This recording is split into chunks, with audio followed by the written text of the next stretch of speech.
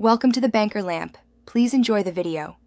In this video, I will explain how to make pizza sauce with canned tomatoes.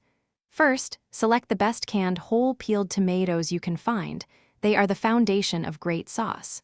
You'll also need a good extra virgin olive oil, fresh garlic, and some fragrant basil. Don't forget salt, black pepper, and a tiny bit of sugar to balance the flavors. Next, let's prepare those tomatoes.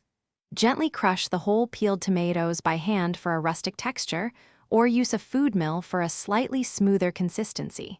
It's best to avoid a blender, as it can aerate the sauce too much.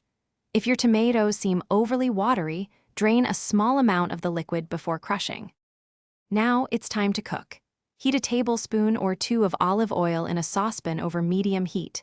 Add your minced garlic and sauté it until it's fragrant, about 1 minute. Pour in the crushed tomatoes, then stir in your salt, pepper, and that pinch of sugar. Let the sauce simmer gently for at least 20 minutes, allowing the flavors to meld beautifully. Finally, for those finishing touches, just before serving, stir in a handful of fresh basil leaves. Their aroma is wonderful. Taste the sauce and adjust any seasonings as needed, perhaps a little more salt or pepper. This delicious homemade pizza sauce is now ready to elevate your pizza night. Store any leftovers in an airtight container in the refrigerator for up to 5 days. Thanks for watching. If this was helpful, leave a like and consider subscribing. See you next time.